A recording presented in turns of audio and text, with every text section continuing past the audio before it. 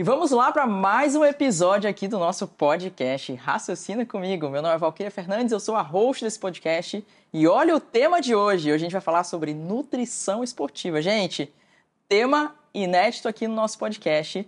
E para falar sobre esse tema, nós temos aqui uma expert.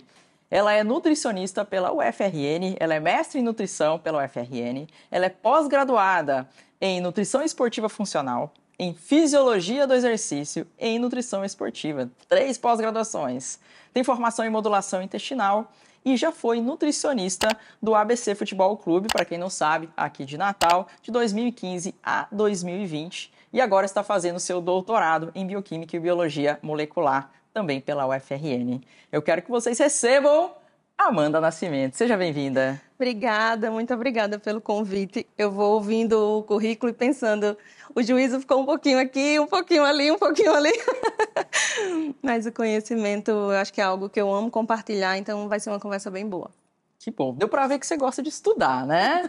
Isso é importante. Gosto muito. Eu falo brincando, mas assim, é muito importante, né, pra gente que é da área da saúde, o estudo, a atualização contínua, nunca parar, nunca se acomodar. Então dá pra ver que, pô, a Amanda tá ali sempre estudando, em contato com os pacientes, atendendo, vendo a melhor forma de trazer a prática baseada em evidência para a vida real, para ajudar esses pacientes que te procuram ali. Com certeza. E quando você vive, eu gosto muito de dizer isso, que a vivência de mestrado e doutorado, elas nunca foram diretamente para um concurso público, porque muita gente envereda por essa área porque por algum motivo quer ser professor, quer fazer algum concurso público. E minha ideia nunca foi, o que eu posso acrescentar, como eu posso me tornar alguém melhor e como eu posso levar a prática, que eu acho que isso foi mais importante, para a área acadêmica, porque eu sentia muita dificuldade em relação a isso. Por quê? Quem está na ciência muitas vezes nunca viveu a prática. Exato. E a gente, na prática, precisa da ciência. Eu preciso dos dados da ciência para eu poder conduzir a minha prática. Só que se quem está na prática, quem está na ciência, perdão, não tem o conhecimento, às vezes a gente tem um estudo lindo, um projeto maravilhoso, mas aí quando a gente joga no trato digestório do paciente, por exemplo, caos. E aí eu queria viver essa experiência. Então eu acho que para além do me tornar alguém melhor enquanto nutricionista, era para ter essa ciência prática caminhando juntas. Muito legal isso que você está falando, Amanda, porque a gente vê muito isso, que às vezes a gente tem pesquisador que não conversa com alguém que está na clínica. Então a gente vê muitas pesquisas sendo feitas, mas que às vezes não tem uma viabilidade clínica tão grande e fica muito longe da aplicação. E quem está ali no dia a dia, você tem muitas perguntas clínicas que você olha e fala assim, caramba, eu tenho essa evidência, mas e nesse caso? E se tivesse isso? E você pegar essas perguntas clínicas e trazer para um laboratório, para pesquisadores, para a galera que curte mesmo, fala, gente, a parada é essa, a gente precisa pesquisar isso, porque isso aqui vai ajudar muita gente. Então a gente consegue fazer um link muito bom, né, para colocar realmente na clínica ali. Com certeza, com certeza. Até quando eu falei para você no início aqui no off, eu olho a minha pesquisa e falo, meu Deus, como é que eu consigo aplicar isso? Mas até a vivência com pessoas, com dinâmicas sobre as quais você não quer conviver, até para isso é importante. São as experiências, né? Porque no final das contas o que fica são as experiências. Não é só o conteúdo ali, mas eu sou testada. Quando você é testada, como você se comporta? Na prática, a gente precisa ser muito humano enquanto profissional de saúde. E, às vezes, ali na ciência, você precisa ser muito prático, muito direto. Então, às vezes, a experiência mais racional. Então, às vezes, ir para a ciência calma, tem que ter um contrapeso aqui na escolha, na tomada de decisão. Show. Me diz uma coisa, quando você está lá na clínica, existe um perfil de paciente mais sedentário, existe um perfil de paciente mais atleta. Sim. Qual que dá mais trabalho? Olha, você me fez uma pergunta difícil. Por que é uma pergunta difícil? Porque no atleta, comumente, a gente tem mais autorresponsabilidade. Porque ele entende que é o detalhe do detalhe do detalhe que vai fazer a diferença. Qual é o trabalho? É a especificidade. Quando você lida com um atleta, você não consegue só conduzir a periodização nutricional. Ela tem que estar casada com o exercício. Ela tem que estar casada com a periodização de treino. Então, às vezes o atleta chega e, eu acho que eu não estou correndo bem, precisaria ficar mais leve. E ele está numa fase de pico da planilha, onde se eu fizer uma restrição para ele ficar mais leve, no mínimo ele vai fazer uma lesão. ou N outras coisas, ou vai, eu digo, ou ele vai parar de transar, porque eu vou mexer nos hormônios, ou ele vai começar a adoecer, e ele entrega a planilha, mas ele não faz mais nada. Então, dá esse trabalho. E com os pacientes que não são do esporte, aí eu vou para o outro lado. Grande parte quer o resultado, mas não suporta ou não quer viver o processo. E aí são duas dificuldades assim completamente diferentes, mas existem e são muito presentes. E aí você escolheu a dificuldade do atleta. Você falou assim, não, eu quero trabalhar com essa dificuldade do atleta. Sim. Como que é isso hoje? Qual é o principal desafio quando você tem um atleta na sua frente e ele fala, eu quero melhorar a minha performance? Eu sei que performance é assim, tipo, uma palavra difícil, a gente vai ter que entender melhor o que ele quer melhorar. Mas qual é o maior desafio? O maior desafio é alinhar a expectativa à necessidade. Eu acho que é o principal desafio. De o quanto a gente precisa para performar. Por exemplo, eu sempre faço isso no meu consultório, que normalmente é muito comum na nutrição. Eu coloco o paciente no centro e eu vou investigar todos os fatores. Então, eu pergunto até qual tênis ele usa para correr. Mas o que a nutricionista quer saber qual tênis? Porque eu quero saber se eu tenho um recurso ergogênico nos pés que vai jogar ele para frente. Ao passo que eu vou lá e pergunto, como a gente está de mobilidade de tornozelo, como a gente está de força nesse pé, como é que está? Porque se eu lhe der mais combustível e você usar mais desse tênis, pode ser que você se machuque. Então, o meu olhar é muito geral, muito para além só da comida. Então, ó, a gente vai fazer uma maratona, isso aconteceu recentemente, e o paciente torceu o pé. E falei, e agora? Eu falei, nadar. Ele, mas eu não sei nadar, Nutri. Não importa, melhor ainda, a gente vai gastar mais, vai entrar mais no sistema anaeróbio e a gente consegue manter essa adaptação, voltar a correr. Só jogar no mar, filho, se vira pra sair. Na piscina, né? Porque vai que ele morria e vinha puxar minha perna. A ideia era piscina. E foi tão engraçado porque eu falei, vamos ver com a físio, mas se ela pedir para suspender, que eu sei que ela vai pedir, vamos suspender e a gente vai nadar. E ele, mas e a gente vai fazer o quê? Eu falei, a gente vai nadar.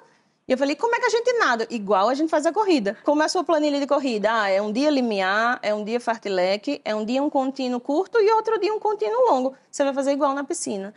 Ele, você quer me matar, Nutri? Ele é meu paciente há, sei lá, 8 anos. Ele falou, você quer me matar? Se eu não lhe matei em 8 anos, eu não vou lhe matar agora. E aí, quando ele voltou da piscina, ele me mandou um print e falou assim, eu nunca tive uma frequência cardíaca tão baixa correndo. E eu, ai, que bom. E a gente nem estava correndo, né? Não estou dizendo que um exercício necessariamente vai ajudar o outro, mas se é o recurso que a gente tem no atleta, é isso. Parar é a última opção. Eu acredito que para a fisioterapia é muito disso. Eu acredito muito no tratar com movimento. Sim. E por isso que eu coloco o meu paciente no centro. E peraí, calma. Porque a nutricionista não teria obrigação de indicar que ele fosse nadar. Ela teria que pensar, eu vou colocar, sei lá, um suplemento para diminuir inflamação. Eu vou colocar um suplemento que, sei lá, me ajude na recuperação. Não, eu quero mais do que isso. Isso já é minha obrigação dar para o paciente. Pensar numa estratégia de dieta que o atenda é minha obrigação, ele está ali para isso. Mas o que eu posso fazer mais por ele enquanto profissional de saúde, né? Não enquanto só nutricionista esportivo. Não, com certeza. E se ele tivesse nadado no mar, essa frequência ia baixar mais ainda, viu? Lá na minha terra, o mar não tem cabelo, então eu prefiro não arriscar. Porque, de verdade, aquela praia de Miami, que eu vou fazer minhas aulas de surf, pra remar ali o negócio pega demais. Mas, uma coisa muito importante que eu queria até te perguntar, com certeza o pessoal aí deve, né, os profissionais da saúde, os terapeutas ouvem muito dos pacientes, mas nem todo mundo que estuda de forma aprofundada um tema vai saber sobre isso. Então, assim, quais são os principais mitos hoje que você se depara com o paciente chegando ali e fala, Amanda, quero tomar isso, quero comer tal coisa, me falaram que isso daqui me ajuda a ter mais performance. Quais são essas barreiras ali que às vezes você tem que parar e gastar um tempo para poder explicar para a pessoa, para ela entender que aquele não vai ser o caminho? Eu acho que mito vem de tudo aquilo que o paciente acredita que funciona. Então, muitas vezes ele vê num livro ou na internet, e hoje a gente tem muito na internet discursos que chamam a atenção. Sim. Então, tomate é bom, tomate é ruim, ovo é bom, ovo é ruim.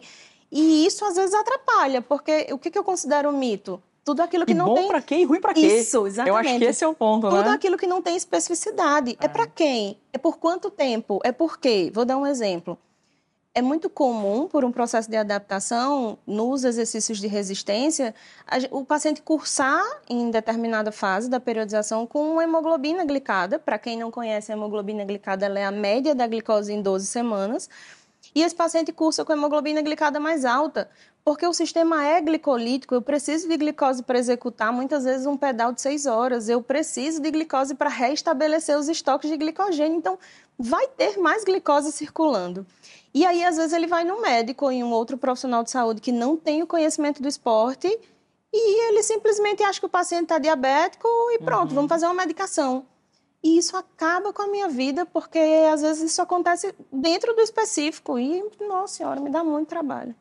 Então, eu acho que os mitos, no geral, é tudo aquilo que a gente não tem certeza se cabe para aquele paciente naquela fase e ele acredita que vai funcionar, ou que precisa usar, ou que é o que está faltando para ele, sabe? Mas quando a gente vai pro lado dos alimentos, tá? Mas quando a gente vai pro lado dos suplementos, às vezes é quase que uma necessidade da pessoa entender que, sei lá, ela começou a fazer musculação, ela já tá lá precisando, ela começou a correr hoje, pô, tem que comprar um monte de gel, porque é isso que vai fazer eu correr mais. Sim.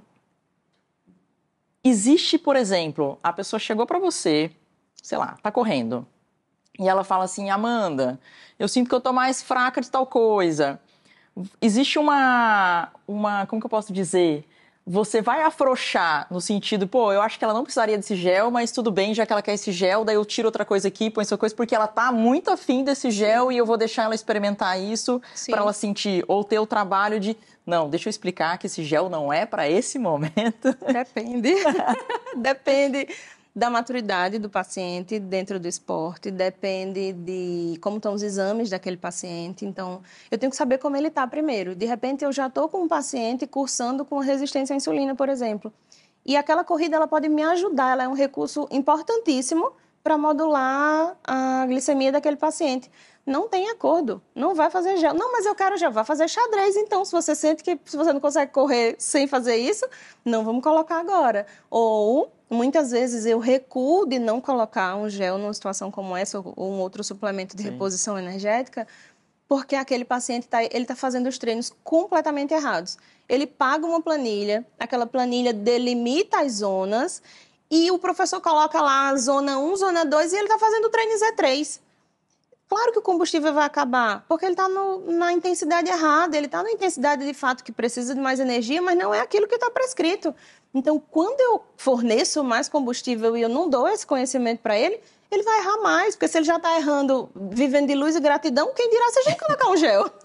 Vai ser péssimo. Então, às vezes, eu recuo, brigo. Eu tenho no meu consultório papel e canetas coloridas, eu desenho, eu rabisco, eu dou aula para o meu paciente.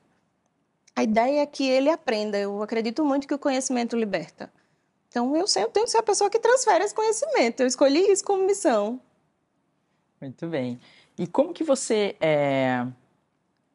Na hora que você vai organizar essa dieta, vamos dizer assim, desse atleta, quais são as coisas mais importantes, além da planilha de treino? Certo. O que mais, fora o treino, para você fala, cara, isso é muito importante para eu entender aqui, o que eu preciso colocar e em que momento colocar?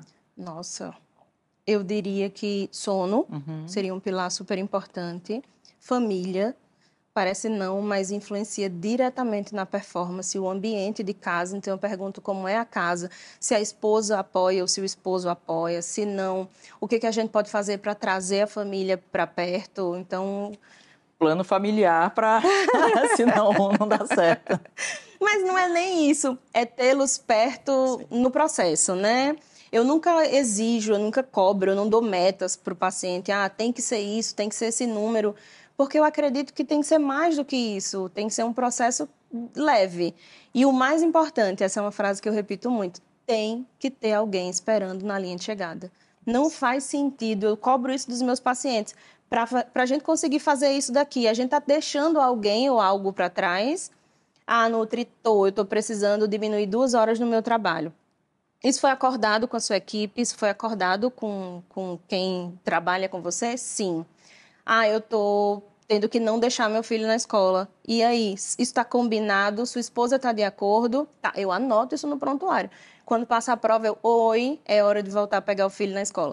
Então, você cobra isso? Cobro. Porque eu acho que se o ambiente estiver bom, a nutrição encaixa. Se eu tiver uma família que caminhe junto, a dieta vai encaixar sem problema. Mas se eu tiver a esposa ou o esposo que não apoiam, eu vou prescrever macarrão e ele vai comprar pizza. Eu vou prescrever, sei lá, batata e ele vai comprar pipos vitaminados. Então, eu tenho que ter esse cuidado com todo, a família. Então, eu diria que sono, ambiente familiar e se faz ou não alguma estratégia preventiva. Eu sugiro muito isso, ter o olhar da fisioterapia ou um pilates. Eu peço muito avaliação biomecânica para os meus pacientes, muito. Mas por quê? Porque eu quero.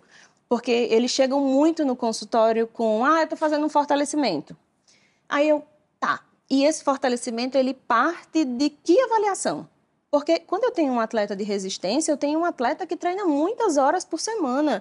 Então, só faz sentido eu tirar aquele atleta de casa por mais 40, 50 minutos para fazer um fortalecimento, se ele for específico. Senão, eu vou estar tirando tempo de descanso, eu vou aumentar a fadiga, eu abro espaço para menos tolerância digestiva, para ele ficar... Enfim, N coisas. Então, eu acho que são os pilares básicos, essenciais.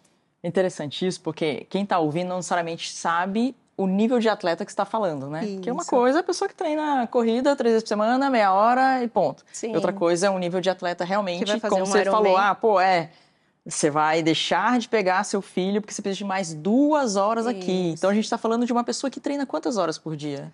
Eu tenho um paciente que faz, se eu contar aqui, 3 horas de bike, 1 hora de natação, 4... 5 horas e meia de treino no dia para uma pessoa que não necessariamente vive do esporte, né? Ele acaba tendo ainda um estilo tem que trabalhar. De vida. Ele ainda tem que trabalhar, ele tem família, ele tem filho. Exatamente. Então é um outro nível realmente de atleta. Isso. E é muito legal você falar isso de anotar esses acordos, Sim. Porque realmente são coisas que, nesse momento eu vou mudar, mas e depois? Exato. Né? Tipo, já existe uma nova competição, existe um tempo, não, peraí, vamos descansar aqui e ver alguns outros hábitos, algumas outras coisas que vão te dar o gás, né? Como você falou, quem vai estar na linha de chegada quando você estiver terminando essa prova. Isso eu cobro. Muito Tem legal que ter mesmo. alguém na linha de chegada. Eu falo assim, mesmo que em pensamento, essa pessoa não precisa estar lá, nutri aumenta muito, porque eu digo, a esposa vai, o esposo vai, mas aumenta muito os custos da viagem. Sim. Então tem que estar no pensamento. Tem que estar lá com alguém tentando achar um vídeo que apareça você todo torto, mas que apareça você. Não ter para quem voltar. Eu acho que o esporte não faz sentido, nada na vida faz sentido se você não tem para quem e para onde voltar. Muito mesmo. E esse outro detalhe que você falou também da prevenção, vamos dizer, ou ter tratamento de, poxa, o cara já tem muitas horas de treino focada naquilo que ele quer. E se ele precisa fazer um fortalecimento, que a gente sabe que todos precisam, mas não pode ser algo que prejudique ele já no treinamento e na planilha. Então, ser algo muito específico, entender, poxa, é força muscular? Qual grupo, qual a diferença? Ter realmente um dinamômetro ali, fazendo, avaliando, entendendo essa dinâmica dele ali, com certeza faz toda a diferença. Porque o que acontece? Eu defino com os meus pacientes uma periodização. Então, sei lá, a gente tem uma prova de... Alguns vão fazer o meio Ironman agora em Brasília. A prova é abril. Todos que vão fazer, eu combinei. Dezembro eu não quero férias, eu quero base. Base no treinamento resistido. Eu quero treino com peso para a gente fazer uma base para que, se em algum momento do específico a gente não puder, ou por demanda física, ou por horário, ou por tempo, se a gente não puder fazer o treinamento resistido, que a gente tenha feito uma base. E aí a gente define os ciclos. Terminou essa prova, tem uns que eu brinco que eu coloco para assinar um termo, e é real, eu boto para assinar um termo no consultório, que quando voltar vai fazer musculação. Porque às vezes quando ele faz uma boa base, uma boa nutrição e uma boa prova, ele não quer fazer a musculação depois, porque ele acha que ele vai destreinar, que ele não vai conseguir voltar para o específico, ele já tem que fazer outra prova, enfim. Então às vezes eu boto para assinar um termo no consultório, estou com a assinatura aqui.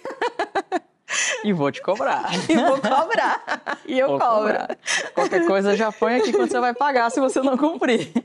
Vou começar a cobrar, deixar onerar o serviço. Aí você manda só uma mensagenzinha do Pix, ele, opa, peraí, deixa eu voltar pra musculação. Vamos fazer. Deixa eu me cuidar, isso é importante.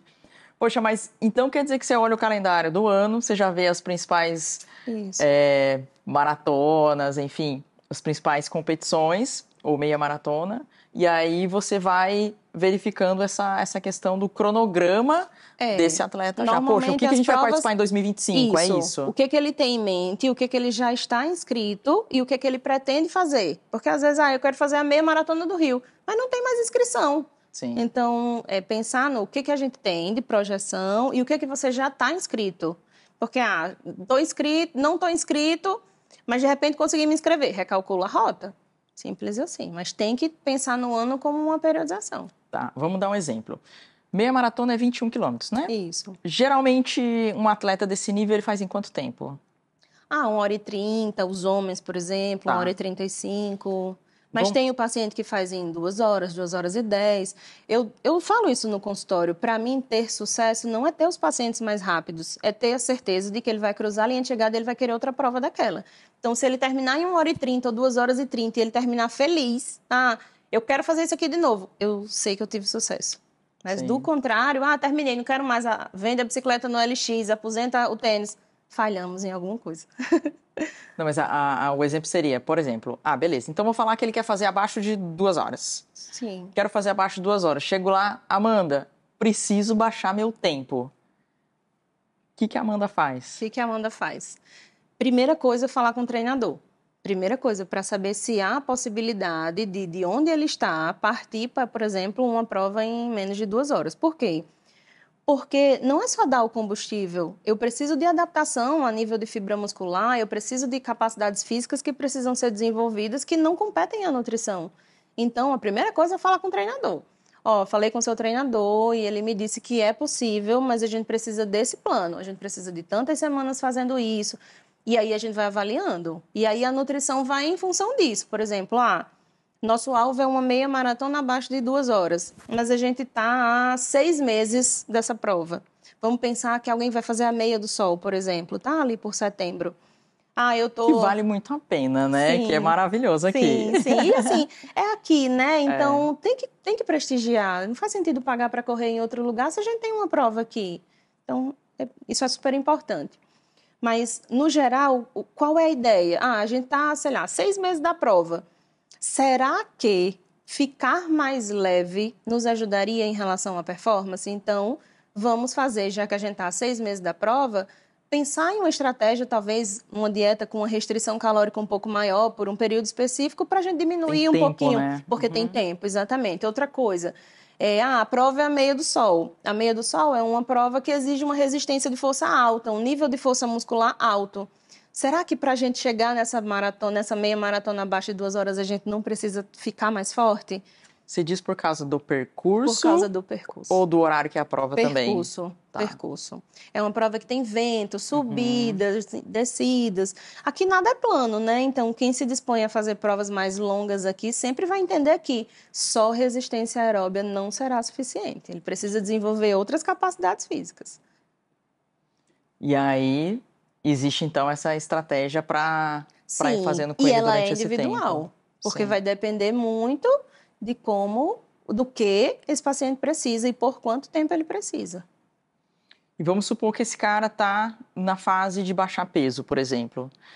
Ele vai te reportando, você coloca lá, beleza, Amanda, estou muito fraco hoje, beleza, amanhã. Existe até adaptar isso, até entender o quanto que ele precisa? Existe, mas hoje eu tenho um recurso que me ajuda muito, que é o recurso do Garmin Connect. Sim. Então, eu tenho os meus pacientes que têm Garmin, eles vão lá, eles sincronizam, então eu tenho acesso a todos os treinos. Frequência cardíaca, eu consigo ver, por exemplo, a gente teve uma taxa de esforço maior no quilômetro 5. Eu consigo ver se foi uma altimetria, por exemplo, se ele estava subindo, porque na hora que ele precisou subir, ele fez um esforço muito maior, ou um consumo de combustível muito maior. E será que é só dar combustível? Às vezes eu digo, a gente vai ter que fazer mais treino específico de subida. A gente precisa falar com o treinador, então eu tento ser essa ponte. Quando compartilha tudo. O sono, aí você sabe tudo. Não, o sono não. Os dados de saúde ficam só para o paciente. Aí esses eu olho em consultório, por exemplo, Nutri, quebrei. Ele me mandou uma mensagem depois do longo, quebrei. Me manda o print aí do gráfico do sono de ontem. Me manda aí. O que é quebrei? Quebrei eu não consegui sustentar o ritmo proposto, sugerido na planilha, ou ele aumentou muito a frequência cardíaca, enfim, sentiu uma dor, uma cãibra, não aguentou. Isso. Quebrar é ou física ou mentalmente, porque muitas vezes o quebrar ele é mental. Às vezes ele estava ali, ele só precisava administrar o ritmo, mas a cabeça naquele momento não foi suficiente para segurar. Entendi. O que você enxerga como, enfim, como desafio realmente na tua função ali de ajudar essa pessoa a conquistar esse sonho, mas ao mesmo tempo não tá tão intensamente? Porque assim, uma pessoa não vai toda semana no nutricionista, é isso que eu quero dizer. Tipo, na físio ele vai uma vez por semana, 2 vezes por semana, mas o acompanhamento com o nutricionista, sei lá, é uma vez por mês. Sim. Como que funciona isso? É muito variado, depende de qual prova o paciente vai fazer, de quão necessitado, eu vou usar essa expressão, mas o quão ele merece de atenção ali, o quanto merece. E aí, às vezes, eu vou monitorando, os treinos eu monitoro sempre. É tanto que, às vezes, os pacientes chamam assim, mas é muito bruxa. Gente, não é bruxa, eu olho o treino de vocês, não é ser bruxa, eu olho, eu tenho dado. Essa é a grande vantagem de ir lá na ciência, é você conseguir usar os dados ao seu favor. Então, ter esses dados, para mim, é um recurso incrível. E aí eu vou lá, uso os dados, falo, mando uma mensagem, ou eu preciso que a gente teste isso, faz um relatório de desidratação para mim, estou sentindo que está desidratando muito. Então, é muito variado. E a frequência também. Depende da prova, do tipo de estratégia. Eu estou há 6 meses da prova-alvo e eu fiz uma dieta low carb, por exemplo, com o intuito não necessariamente de emagrecer, mas de conseguir gerar biogênese mitocondrial e, a partir dessa biogênese mitocondrial, eu melhorar a eficiência energética daquele paciente. Então, é uma estratégia funcional, não é necessariamente uma estratégia para emagrecer, porque... Por que eu estou frisando isso? Porque muita gente acha que low carb é a única dieta para emagrecer. E não é. Ou que low carb não serve para o esporte. Ela serve, mas ela tem que estar num momento ali bem específico, por um tempo específico e quase sempre fora do período competitivo. Então, eu vou lá, esse paciente, eu quero 6 semanas. 6 semanas está aqui de volta. Não é para passar mais que 6 semanas nessa dieta. Eu amei, tá ótimo, mas não precisa passar mais do que isso. Então, é muito variado. No esporte, isso é muito variado. O que você acha que é mais difícil, Amanda? Porque assim, quando a gente pega, especialmente o atleta, uma dieta que é bem regrada, exatamente, né, o que ele precisa realmente comer, quantidade, quanto ele vai gastar energeticamente. O que você acha mais difícil? O planejamento da pessoa, dela não pecar de ir no mercado, de ir nos locais que ela precisa comprar isso para ela ter durante a semana? Você acha que é o fazer isso daí, preparar com tempo hábil, porque às vezes na hora ali ela pode ser que fique um pouco difícil dela conseguir fazer, então ela precisa preparar algumas coisas antes e ter essa logística. A pessoa que sai de casa e já tem que levar tudo. O que você acha que dificulta mais para conseguir cumprir o que precisa ser feito? Eu não diria nenhuma dessas opções dentro do esporte. Eu acho que a maior dificuldade hoje no esporte de resistência é tolerância digestiva. Existe um limbo entre, tô com cãibra, manda comer banana. Tem um espaço gigante entre comer banana e absorver potássio, que as pessoas associam que seria o nutriente responsável por essa prevenção. Então, eu acho que o maior desafio hoje no esporte é a digestão. Eu tenho na ciência que eu consigo chegar, por exemplo, para ultra endurance, esportes de longa duração, a 120 gramas de carboidrato por hora. Tem paciente que só tolera 50, depois ele está vomitando, ou ele não tolera o combustível da próxima hora, ou ele tem vontade de ir ao banheiro no meio do treino, enfim, N coisas. Então, eu acho que a maior dificuldade no esporte é a tolerância, o saber chegar numa estratégia onde de fato funcione. Mas a minha estratégia só tem 40 gramas de carboidrato por hora. Porque é o que você consegue tolerar com segurança. Não adianta eu lhe dar 80 e você só tolerar 40. Porque aí você coloca 80 na primeira hora, na segunda hora você não aguenta 30. E eu preciso dessa manutenção. Porque quando a gente fala do esporte, já é a pessoa que se responsabiliza por não importa como, a comida tem que chegar. Não importa o que, tem que ser. Claro que ele chega lá e diz assim, Nutri, estou numa fase punk e eu preciso de alguma coisa prática. mas não de, não consegui fazer isso aqui. Não, para o atleta isso não acontece. Essa é uma vantagem de trabalhar com o atleta. Com um paciente comum a Lua está em Marte, hoje eu não quero comer frango. Plutão está em Noroeste, agora eu não... Então, às vezes isso dá muito trabalho, porque ele quer, mas ele não quer suportar o processo, ele quer ser emagrecido, ou ele quer ser deixado mais rápido, mas não quer fazer o que precisa fazer para ficar mais rápido.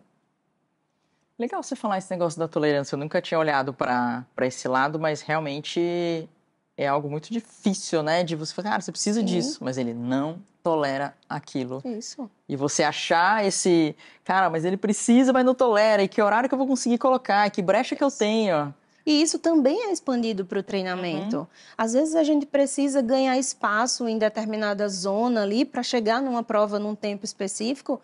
E aquele músculo não tem tolerância para aquela carga de treino, não adianta. Precisa progredir mais devagar, precisa de uma semana regenerativa mais rápido do que seria para os seus outros alunos. Então, a tolerância, eu acho que ela é o limitante para o esporte. Hoje a gente tem muito recurso para deixar as pessoas muito próximas ali em relação a valências, né, adaptações. Mas o tolerar, sem dúvida, é o que é a individualidade. O quanto eu tolero? Isso é para tudo. Resiliência, força, o quanto eu tolero. Se eu consigo tolerar, não estou dizendo que é bom ou ruim, talvez eu consiga ir para um próximo nível. Isso não é diferente no esporte. Você falou da cãibra. Deixa eu fazer uma pergunta. A pessoa está com cãibra na tua frente, ela vai te perguntar: Amanda, eu como banana, eu tomo água, eu tomo Gatorade e eu tomo Coca-Cola. Você para e procura um nutricionista. Porque a cãibra ela é multifatorial. Exato. Ela pode ser por uma deficiência de eletrólito, ela pode vir pelo excesso de eletrólito, porque a gente não guarda eletrólito. Ela pode ser porque aquela musculatura está dizendo, bicho, você está querendo extrair de mim uma carga que você não me treinou. Eu tenho que parar você de alguma forma. Ela pode vir por rigidez, por exemplo, de uma estrutura que não é necessariamente aquela que está em contração ali involuntária. Ela pode ser porque o paciente acha que ele é camelo e ele tem reserva, ele não precisa beber água, ou ele bebeu água demais e tirou os eletrólitos. O paciente é camelo, é boa. Mas é interessante isso, porque na FIS a gente recebe direto, né? E a gente tem os dois lados. A gente tem o sedentário, que tem muita cãibra, e a gente tem o atleta, que tem muita cãibra. Sim. Então aí fica um jogando pro outro. Fala, mas eu como banana o dia inteiro, mas eu não sei o quê. Gente, mas realmente não é bem assim. É muito multifatorial e realmente entender. A parte da nutrição é algo essencial. Com certeza. Mas existem outras coisas que a gente precisa entender. E o idoso tem muito aquela cãibra noturna, né? Sim. Que realmente é uma cãibra muito forte, que às vezes ele acorda com uma dor gigantesca na parte muscular, como se ele tivesse treinado à noite. Que não é sobre exercício, né? Exato. Sobre condição de estresse. Talvez seja um estresse secundário, assim, e você pode talvez explicar isso melhor. Mas peraí, talvez essa cãibra na panturrilha não seja a panturrilha, seja alguma outra coisa que esteja gerando aquela sobrecarga, ou até mesmo o fato de, ele não tem uma alimentação saudável, não é dando um sachê de eletrólito ou dando um copo de água que a gente vai prevenir a cãibra. Às vezes a cãibra é bom, porque ela aumenta o estado de alerta no esporte, né? Às vezes o paciente, não quero fazer o eletrólito, não quero fazer o gel. Porque às vezes o atraso na oferta de combustível pode gerar cãibra. Eu preciso de ATP lá no meu músculo, só que eu não tenho combustível me gerando ATP na velocidade que eu preciso. O lactato, ele vai pesar na minha musculatura, vai querer resolver o problema. E aí vira um caos. E eu falo, mas eu tenho cãibra sempre, é o calor, porque eu não dormi. Você está fazendo o básico, que é comer? Só que não fizer o básico não adianta. Não é um suplemento que vai resolver, é a base. No esporte isso é muito forte. É sono, é comida, é treino, é carga de treino, é como você gere as suas emoções, como você lida com o desconforto, enfim, N coisas. A cãibra é só uma pontinha. Não, é verdade.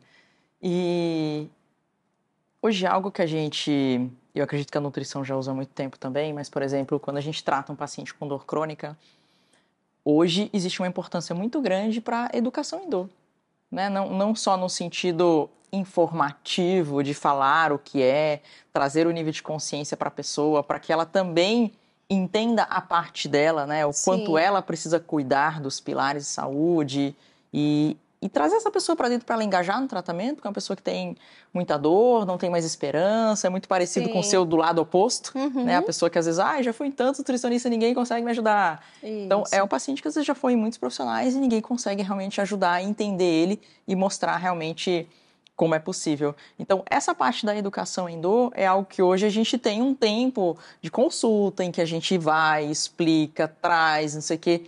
O quanto para vocês hoje da nutrição, essa educação sobre o contexto da importância da nutrição e do quanto ele vai ter que fazer aquilo, cumprir para ter os resultados, vocês entendem que é importante para esse resultado? Sim, para outros nutricionistas eu não sei. Às vezes eu recebo um feedback assim, a nutricionista só me perguntou sobre alimentação, comida, o que eu gosto e o que eu não gosto. Mas para mim isso é essencial. Trazer conhecimento primeiro, porque quando eu trago conhecimento para esse paciente, ele me gera mais dado. Então, eu tenho mais recurso para ser ainda mais específica. Então, quanto mais ele entende, mais dado ele me gera. Quanto mais ele aprende, mais específico eu consigo ser. Então, às vezes o paciente chega para mim, Nutri, quebrei. O meu paciente, automaticamente, eu vou dizer, tá, mas vamos lá, foi uma fadiga central ou foi uma fadiga periférica? Quem mandou mensagem para o juiz primeiro dizendo, que diacho eu estou fazendo aqui? Nutri, acho que foi respiração, a perna aguentava. Aí o outro, foi perna, Nutri. Eu tinha caixa para correr o mundo, mas faltou perna. Então, quando ele tem esse conhecimento, ele consegue me gerar dado. Quebrei. Não é só isso que eu preciso de mais informação. Então, no meu consultório, é muito comum. Eles vão aprender sobre nutrição. Tem colega nutricionista que diz assim, você é doida. Você é doida porque você ensina muito o paciente. Você ensina o paciente a andar sem você. Mas é isso que eu quero. Eu não tenho tempo para ser babá do meu paciente. Não tenho e nem quero. Eu tenho que ter o paciente que, eu tô aqui para o que der e vier. Mas o meu limite é até aqui. Eu só consigo fazer você melhorar até aqui. Daqui para frente é o que você executa. Não é pegar o papel e não fazer. Não é pegar a planilha e não fazer. Não vai adiantar. Então, isso é muito claro no meu consultório. Senão eu enlouqueço. Quando a gente olha para a nutrição esportiva, se a gente olhar o passado dela, olhar o presente e olhar para onde as pesquisas estão olhando hoje, como que está essa evolução? O que a gente hoje tem de melhor de que, 20 anos atrás não tinha, ou 10 anos atrás, e o que a gente precisa ainda melhorar em que está sendo estudado e que, existe um potencial muito grande de melhorar as coisas? O que eu acho, assim, que melhorou muito foi usar a ciência. Anos atrás, no esporte, era muito, eu faço, dá certo, é isso. E quando o nutricionista chegava, por exemplo, com ciência, mas na ciência me diz que eu não preciso de uma dieta com 4, 5 gramas por quilograma de peso de proteína para fazer você ganhar massa magra. Eu posso fazer isso com 2 gramas por quilograma de peso. Eu não preciso baixar completamente o carboidrato para você emagrecer, usar gordura como fonte de energia. Eu posso ajustar a carga glicêmica da refeição. Então, eu acho que o ganho na nutrição foi isso. A gente tem mais pesquisa, a gente tem mais coisa acontecendo e tem mais dados. Então, a gente consegue... Eu tenho várias estratégias nutricionais como cartas na manga para, isso não deu certo, isso, vamos tentar isso, vamos fazer isso. Que antigamente não. Antigamente eram as coisas muito rígidas. E o que eu acho que ainda está por vir é que a gente tem muito mais gente no esporte hoje. E, querendo ou não, são dados. São cobaias da ciência, da vida, da prática. Então, chega muito mais feedback, chega muito mais informação, independente da ciência. Eu falo na prática mesmo. Você trabalhou uma época lá no ABC, né? Sim. Na parte de futebol. Qual que era o desafio ali quando você trabalha diretamente com um atleta que, enfim, ele tem como que eu posso dizer? Ele tem toda uma equipe multidisciplinar que está cuidando dele, ele tem toda a planilha do treinamento, de campeonatos, que é intensa ali também. E, obviamente, tem aquele que, às vezes, tem uma dor, se machuca e tal. Sim. Qual que era o desafio ali de organizar essa questão nutricional deles? Eu acho que no futebol o desafio é o grau de informação dos jogadores. Quase sempre eles têm um grau de instrução, educação muito baixo. E às vezes é difícil acessá-los. Eu acho que o principal desafio do ABC inicialmente foi ser mulher. Eu fui a primeira mulher e não nenhum discurso em relação a ser homem ou ser mulher, mas o fato de que o futebol é um ambiente muito masculino. Então, quando eu cheguei, eu fui a primeira mulher na comissão técnica em 100 anos, não tinha tido mulher enquanto nutricionista esportiva. E eu era no campo, eu fazia questão de estar no campo, vestiário, e era uma mulher. Então, eu acho que a primeira dificuldade foi ser mulher, a segunda, ser nutricionista esportiva, porque todo mundo era muito acostumado com nutricionista de produção. Então, quando eles tinham uma perspectiva de nutrição, era alguém que preparava o cardápio dos jogadores e ficava na cozinha, como é que fazia. E eu estava no campo, eu estava do lado do fisiologista, eu não desgrudava do fisiologista. Então, aquilo gerou muito burburinho. O que essa nutricionista está fazendo no campo e não está na cozinha? O que ela está fazendo aqui? E eu tinha que explicar, tinha que desenhar muitas vezes. Então, a primeira dificuldade foi essa, geral, operacional. Com os atletas, foi muito assim, de eu conseguir conquistar o espaço com eles, assim, fazê-los entenderem que eu era importante, na verdade, que eu era essencial para a performance deles. Isso foi um desafio no final, assim, quando eu já estava próximo de sair. Por quê? Porque eu criava, desde o início no meu jogador, a cultura que a alimentação salvava. Que não precisava de um anti-inflamatório todos os dias depois do treino, que não precisava ir para o injetável, a gente podia dormir um pouquinho mais, podia controlar a água, podia levar um suplemento. E isso gerou muita perturbação para parte do departamento médico, porque os jogadores estavam indo menos ao departamento médico. E o que essa nutricionista pensa que é? Se é um anti-inflamatório que funciona, às vezes uma cultura muito rígida. Eu falei, não, eu não quero, eu quero que o meu jogador saia da vida ativa e que o fígado dele, o rim dele continuem preservados. Eu quero que ele tenha vida para viver o que ele quiser depois. Não é só pensar no agora. Então, eu tive muito essa dificuldade. Eles faziam, e isso incomodava. Isso incomodava muito. Mas por quê? Não, isso é suplemento, isso não resolve. Isso é placebo. Não, está resolvendo. Contra fato, não há argumento. Mas foi uma experiência incrível. Você ficou 5 anos lá, né? 5 anos. Acaba que você vai coletando muitos dados, você vai tendo muita experiência de ver, tipo, um ano, temporada. Então, você começa a ter dados para comparar com anos anteriores. Sim. Eu acho que isso que é mais legal. Sim, né? Porque eu vou implementar um projeto, tá, beleza, comecei, e no ano seguinte, Sim. e no outro. E aí começa a ser interessante isso. E o que é mais interessante é perceber que o quanto a ciência evoluiu e o quanto a ciência, os dados da ciência, conseguem aproximar os jogadores. Porque antigamente se falava muito sobre aptidão. Então, ele era uma pessoa muito boa, tecnicamente, e ele ia jogar futebol. Não importava se ele era magrinho, se ele era forte, se ele era gordo. Se ele fosse bom com a bola, ele estava dentro do campo. E nos últimos anos, não foi mais assim. Nos últimos anos, não, calma.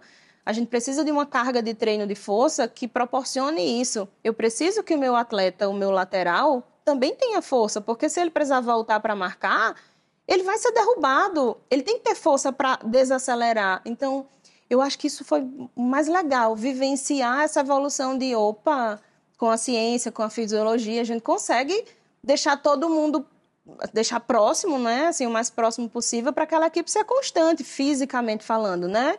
E quando eu falo fisicamente, não é a nível estético. Não é querer que todos os jogadores tenham a mesma composição corporal, a mesma massa magra, não sobre isso. É sobre a adaptação do treinamento.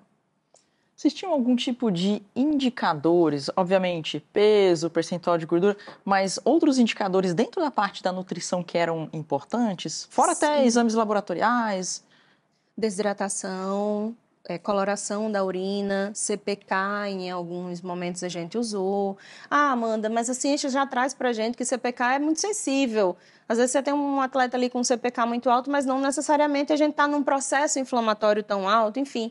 Mas eram recursos que a gente conseguia associar prática àquele dado, né? Então, tinham muitos recursos de, por exemplo, avaliar comida mesmo, assim, quantidade de comida, como eles consumiam, velocidade de consumo.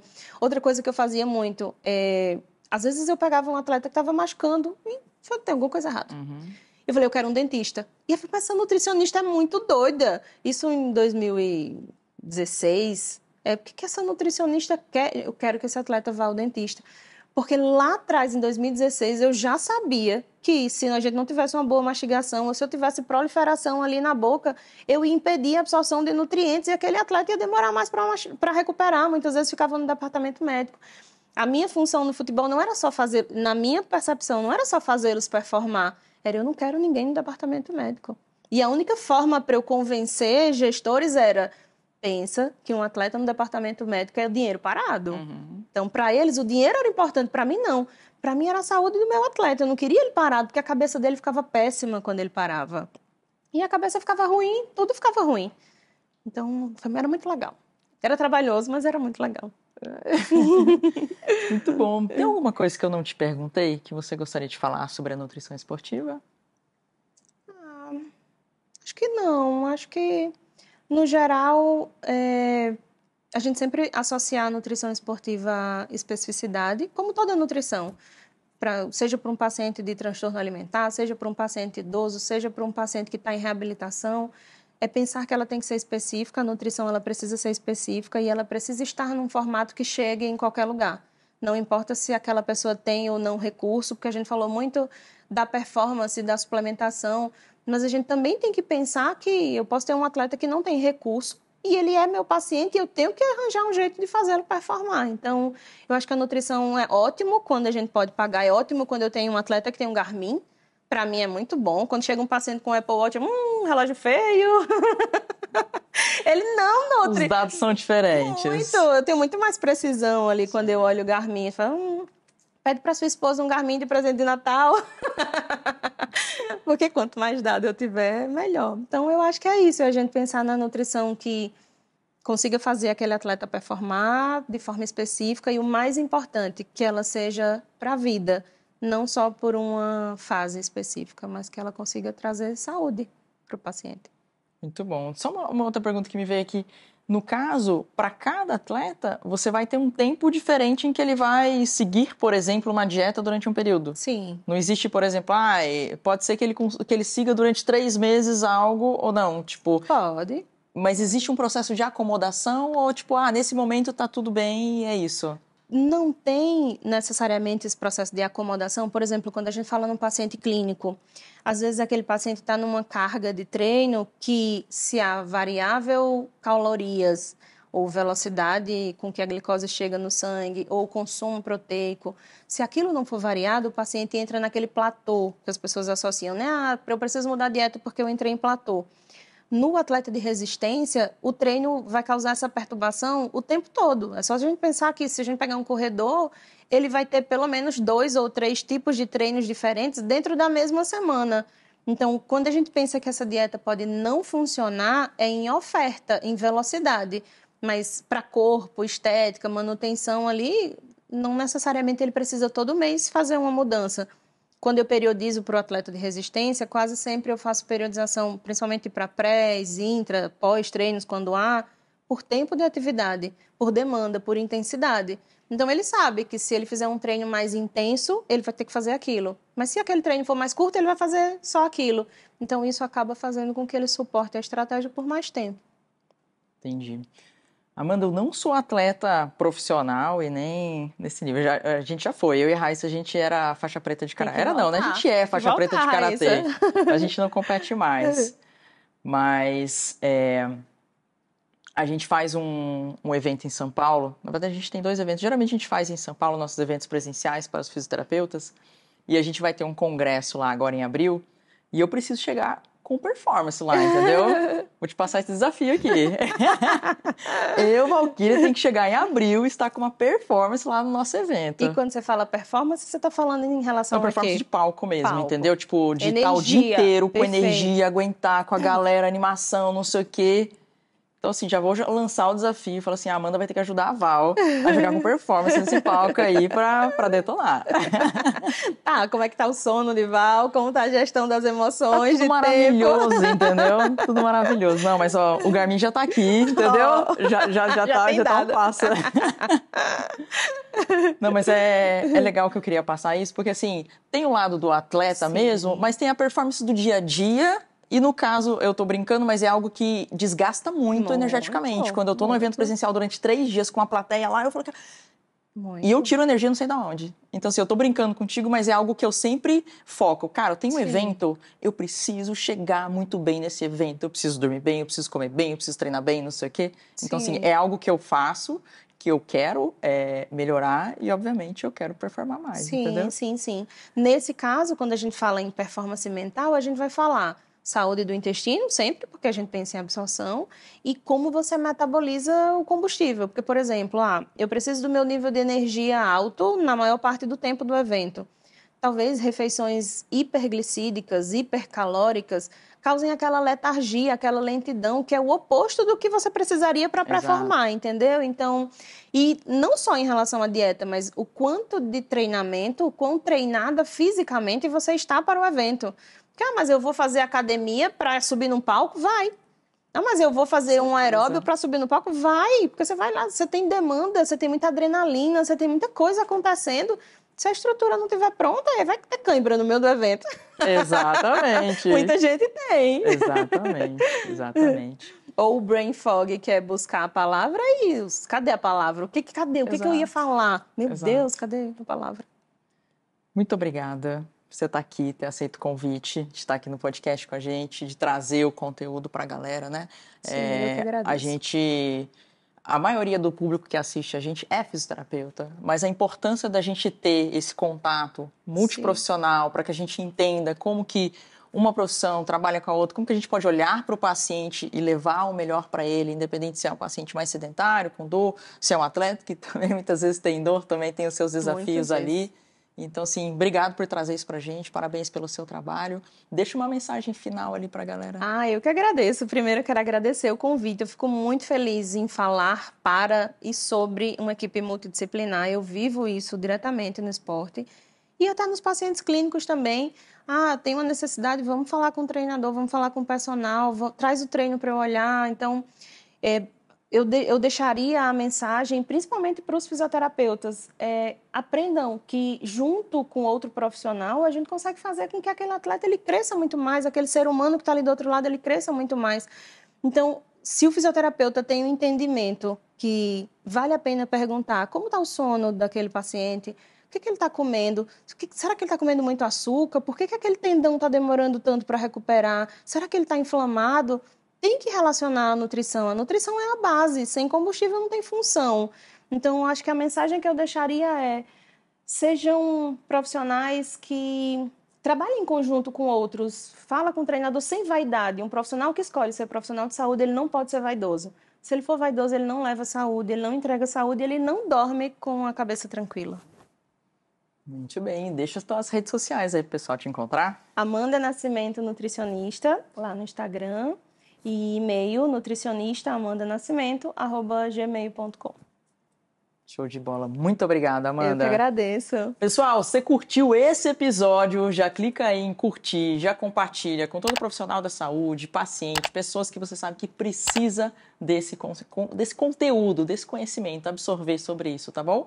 Se inscreve aí no nosso canal, se estiver ouvindo pelo Spotify, já avalia a gente aí também, segue a gente porque é muito importante. E lá no Instagram, segue o Instagram, Raciocina Comigo Podcast e até o próximo episódio.